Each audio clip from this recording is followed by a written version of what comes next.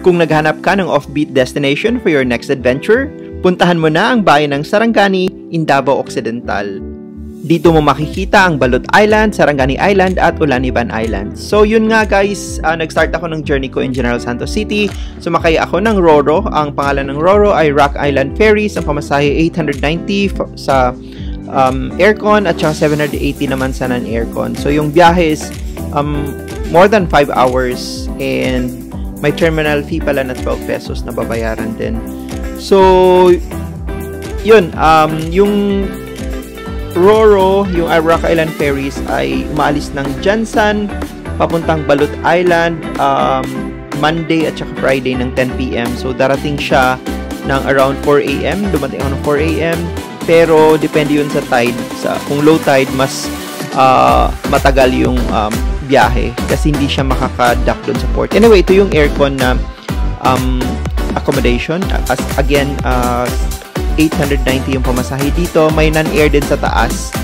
And yun nga, early kaming dumating kasi tamang-tama yung tide. Naka-dock pa kami. I was expecting, sabi kasi nung nakausap ko mga 6 AM pa daw.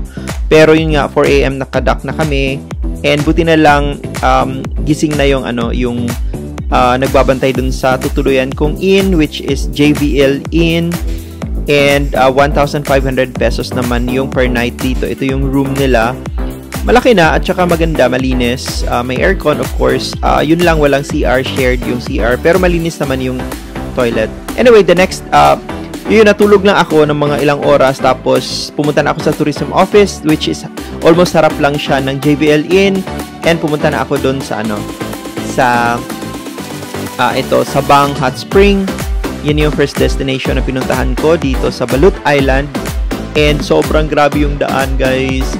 Parang inisip ko, shit, sana hindi nila ako siguro pumunta dito.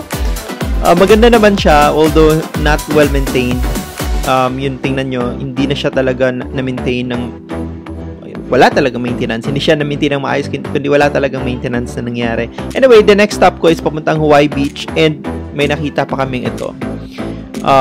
Nag-dive na bongo. Tapos yun, ito yung daan. Grabe, as in bababa ka talaga sa mga areas na ito kasi sobrang delikado, risky talaga siya, I think.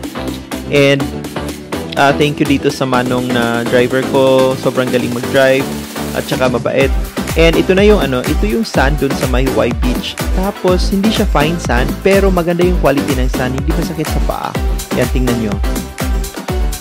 Tapos ito yung beach area nila. Malaki din naman yung yung beach area nitong Hawaii Beach. And ayan siya. Walang taong naliligo. Yun.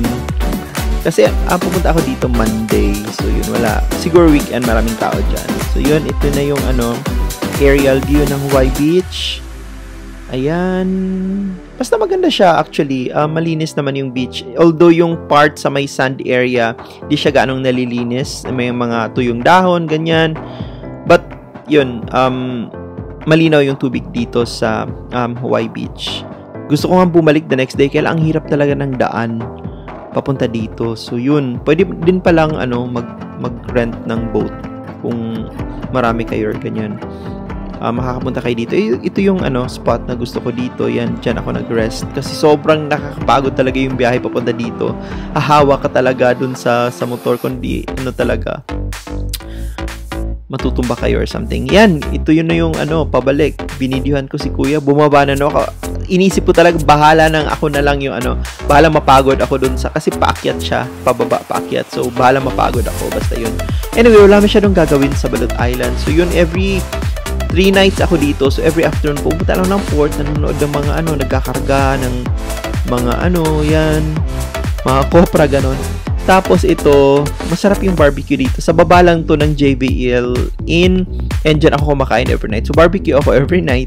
Kasi ito lang yung parang nakita kong decent talaga na kainan area.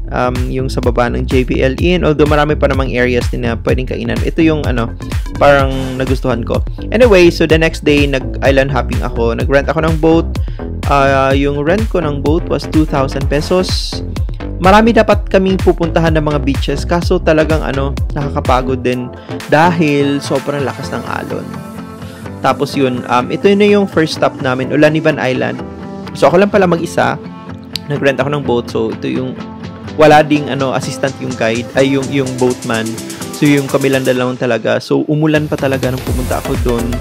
And sobrang lakas ng hangin. So, instead na talagang gusto kong ikutin yung isla ng drone, hindi talaga kasi sobrang risky niya. Risk na nga yung pagpa-fly ko niya ng drone. Sobrang lakas ng hangin. May warning na ako na kailangan na nga ibalik. Anyway, so yun, inikot ko na lang yung isla. Kasi pwede, walkable naman siya. Pwede mo siyang ikutin talaga. And naabutan kasi kami ng low tide. So, instead na isang oras na kami dito, umabot kami ng mga 4 na oras yata. Kasi hinintay namin mag-high tide. So yung malinaw yung tubig dito, malinis yung dagat, malinis yung tubig. And uminit na siya nung kalaunan. Kaso naman, sobrang lakas pa rin ng hangin. So hindi ko na pinalipad ulit yung drone ko. Anyway, so yun nga, after mga past 12, ayan, nag-high tide na. So sabi ng boatman, alis na kami. So yun, umalis kami. Ito yung pala yung tubig dito, guys. Tingnan nyo, sobrang linaw talaga. And gusto talaga sanang dyan, babad. Kasi talaga nakakapagod yung biyahe na pag malakas yung alon. Tapos maliit pa talaga yung boat namin. So yung next stop namin, ito naman, Tukkamaklang na beach. Hindi pa siya gaanong maganda, but pwede na actually. So yung before nito, dapat dadaan pa kami ng Paras Beach. Kaso sabi ko, gutom na ako, so kakain na tayo. And dito kami nag-decide mag-lunch kasi may tindahan din dito. So ito yung top view naman ng Tukkamaklang. Tapos after nito, dapat pumunta kami ng pa-process kasi talagang pinagod ako dun sa malalaking alon. So yun, umuwi na lang kami. The next day naman, wala akong ginawa, tulog, kain, ganyan. Pumunta ako ng Municipal Hall. Tapos Friday morning, ito yung last day ko, umuwi na ako ng papuntang Davao naman to. Tapos sumakay ako ng boat na lang, itong pump boat na malaki. Ito yung MV Beach Knot.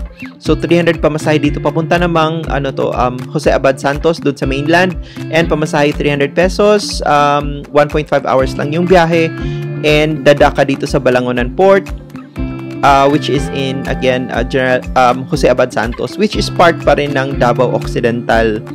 So yan, hindi masyadong maayos yung port, pero okay naman. May nakita kasi ako dati sa mga videos na wala talaga yung dadaongan or something, kailangan bumaba doon sa tubigan, pero ito na nga. So yun, sumakay na ng van, 400 pesos to papuntang General Santos City. Dumaan lang kami saglit pa kumain para then proceed na sa Jansan.